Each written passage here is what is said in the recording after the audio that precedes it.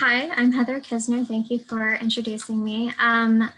Today I'll be presenting about a partnership between a hospital system and a farming organization that work together to increase access to fruits and vegetables for older adults. And we'll be talking about the program specifically during COVID-19. The Farmers Market program, initiated by Leahy Health and Medical Center, the hospital, and New Entry Sustainable Farming Project, the farming organization, began in 2013. Their goals aligned very well, as Leahy's community benefits program aims to decrease barriers to food access for older adults, and New Entry's food access initiative aims to provide fresh local produce to communities in need.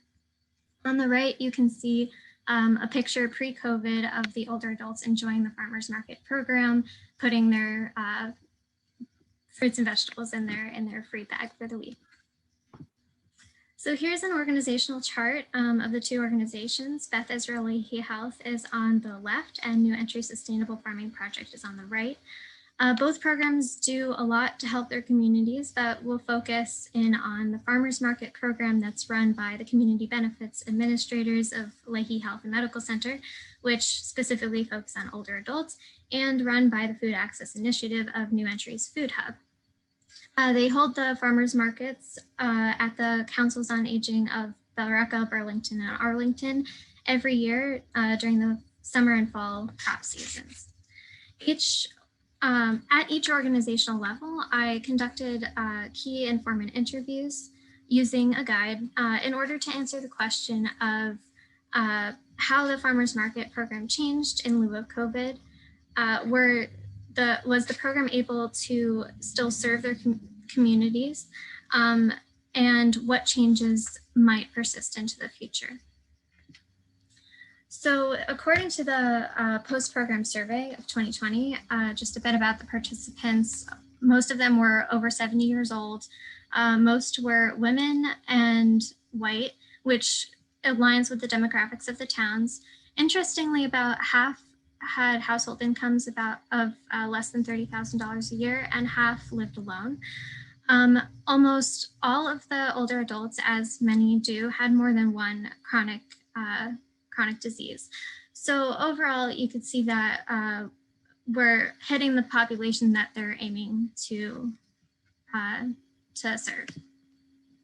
So through the interviews, I was informed of some key changes that happened because of COVID.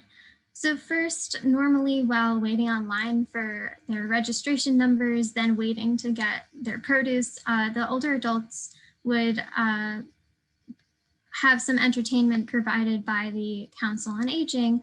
So that could look like snacks and coffee, or like a Q&A with the hospital dietitian. This year, they had to do that programming remotely.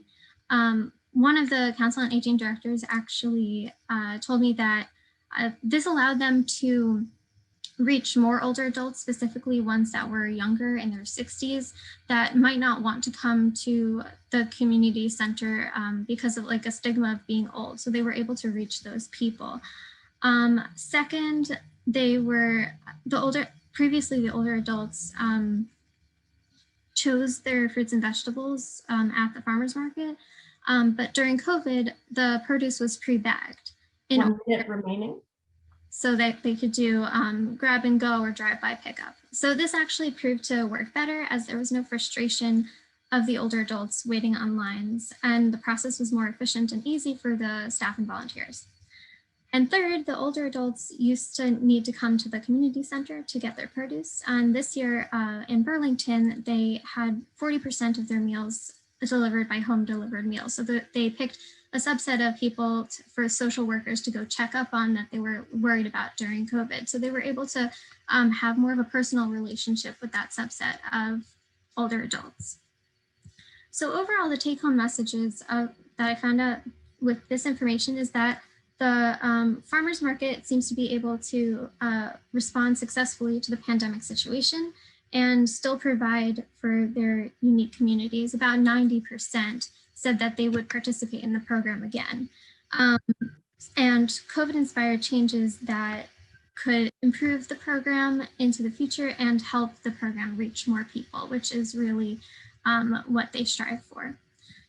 So thank you to the community partners, the hospital farming program, councils on aging, and the participants of the program, and the staff that I interviewed. Thank you to the Nutrition Assessment Lab who I do this research with, and thank you all for listening, and I'd love to answer questions.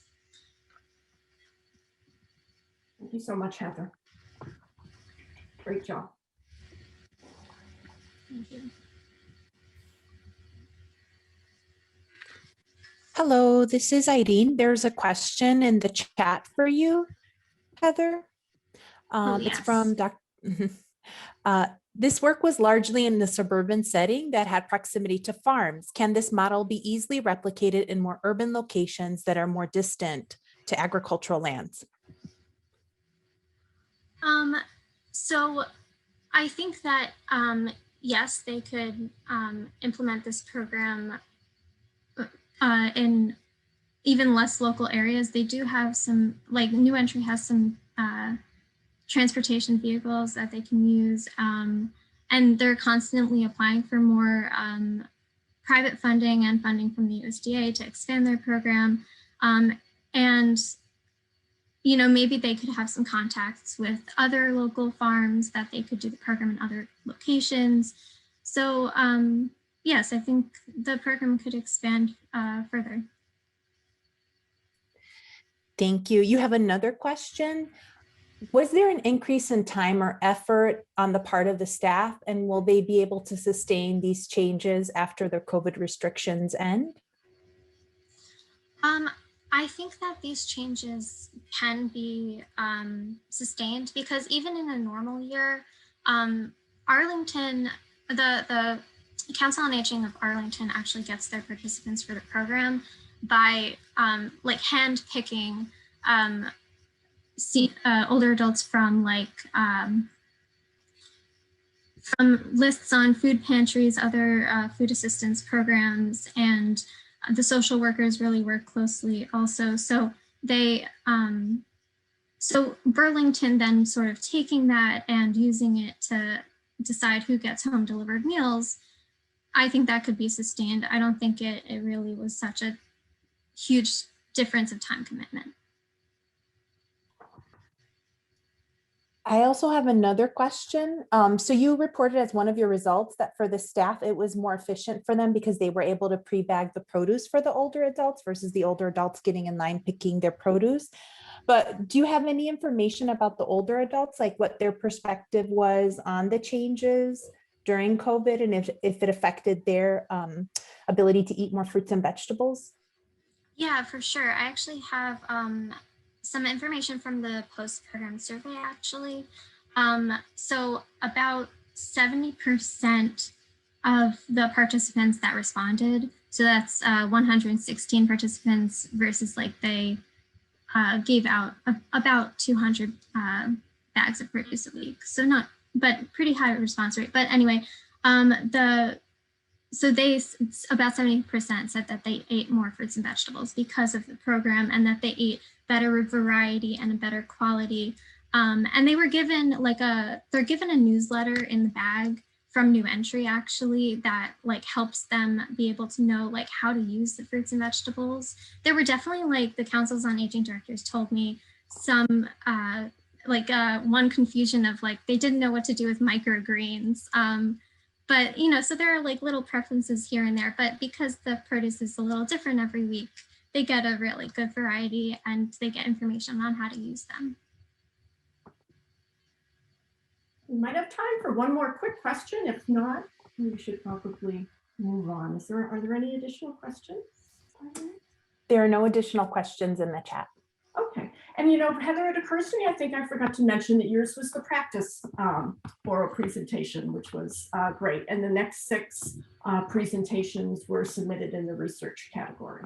So thank you so much again, Heather. Yes,